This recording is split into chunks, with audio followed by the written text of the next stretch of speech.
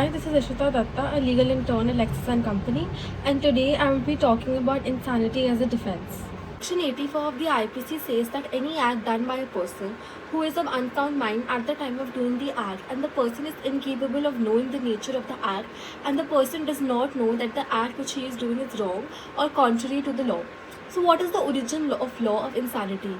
McNaughton case. So there were various tests used to declare a person legally insane, such as the wild beast test. This test was the first to check this insanity laid down in the case of Arnold.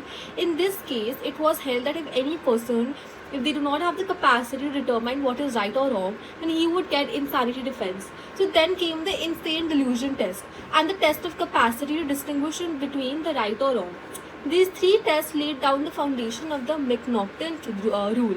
In 1843, the accused McNaughton was suffering from persecution mania, and because of this disease, he thought that whatever the difficulties he is facing is because of the British Prime Minister, Robert Pell, and McNaughton shot Mr. Drummond, believing under a mistake that he was killing Prime Minister, who was the private secretary of the PM, and this happened because McNaughton was sick.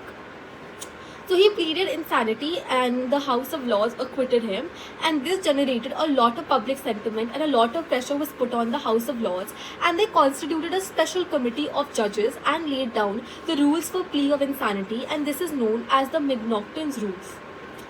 So these rules are as follows. First is all are presumed to be seen until contrary to be proved for the satisfaction of the court. Second is to claim the defense of the insanity. One should clearly show that at the time of the act, the accused was suffering from the defect or mental illness. Third is at the time of doing the act, he did not know the nature of the act. Fourth is at the time of doing the act, the accused does not know that what he is doing and what is wrong. The English law considers insanity as a valid defense, and the definition of insanity is based on McNaughton's rules. So Indian laws on the concept of the defense of insanity. So in India, the law on this subject is mentioned under section 84 of the IPC, and the provisions are same as mentioned in the McNaughton case held by the House of Lords. So by this way, section 84 uses a more comprehensive term of unsoundness of mind rather than the word insanity. So what are the essential ingredients of section 84 of the IPC? First, an act must be done by a person of unsound mind. Second, such person was unsound at the time of committing the act. Third is such incapacity should be of unsoundness of mind of the accused. Fourth is such person was not capable to know the nature of the he was doing was either wrong or contrary to the law. So what is the distinction between legal insanity and medical insanity? It is important to note that insanity plays a vital role in criminal law, and its legal sense is to be understood rather than the medical sense in order to claim defense under IPC. Legal insanity is narrower than medical insanity because some illness which are termed as insanity according to medical science, but it cannot fulfill the criteria of legal insanity in order to get the defense under IPC.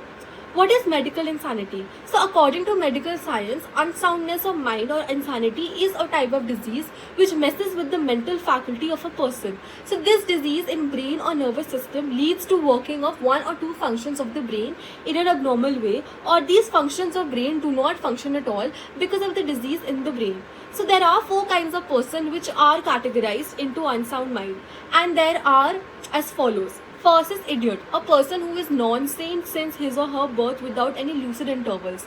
Second is lunatic. Lunatic is a type of person who is triggered of mental disorder only for certain period. So lunacy is acquired insanity, but idiocy is a natural insanity. Third is non-compos mentis, not of unsound mind by illness. So this type of person does not know what he or she is doing, and a prolonged disease causes fits of delirium, and under such fits, the person is not able to identify what is right or what is wrong. The last one is one who is under intoxication. So legal insanity. What is legal insanity? Legal conception of insanity is different from the medical conception of insanity. Not every kind of insanity is made excusable in the eyes of law. Section 84 of the IPC cannot be invoked unless it is established that the accused was suffering from legal insanity. To invoke the benefit of Section 84 of the IPC, it must be proved that unsoundness was of such a degree which should be capable to fulfill any one of the tests laid down under this section. And they are: first is that the accused was incapable of knowing the nature of the act. Second is the accused was not capable of understanding that what was he doing which was either wrong or contrary to the law. Incapability to know the nature of the act. So to get the defense of this, one should prove that insanity should have affected the cognitive faculty which guide our actions. Insanity not only affects our cognitive faculty, but it also affects our emotions which promote our action.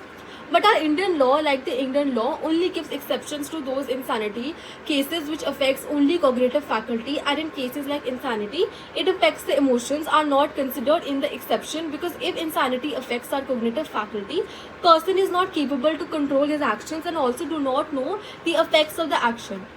Incapacity to know the right or wrong. So in order to use the defense of insanity, it is not mandatory that both the requirements mentioned in the section 8 have to be fulfilled.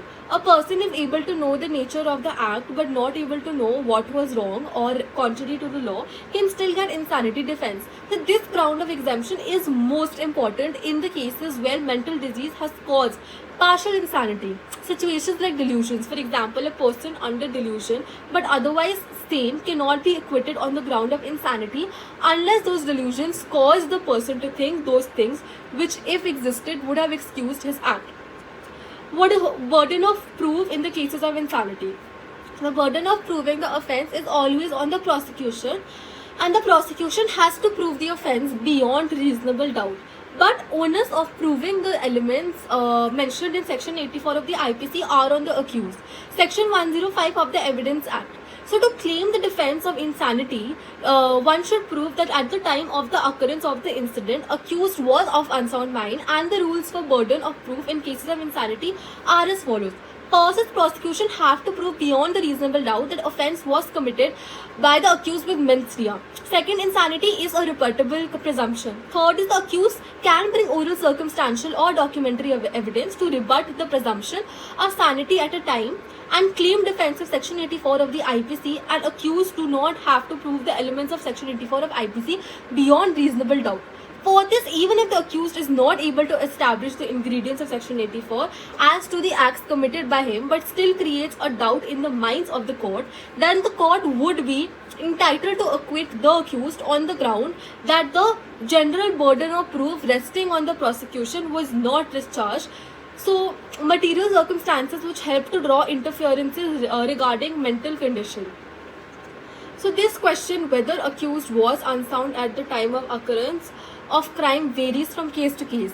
This thing has to be decided by the facts of the case and the circumstances which help to draw the inference regarding mental condition of the accused at the time of the offence are: first is motive, second is preparation, third is desire for concealment, fourth is making statements which are false, and fifth is conduct before, at the time and after the commission of the offence. Sixth is conduct after the commission of the offence, showing guilt and trying to avoid detention. Thank you so much.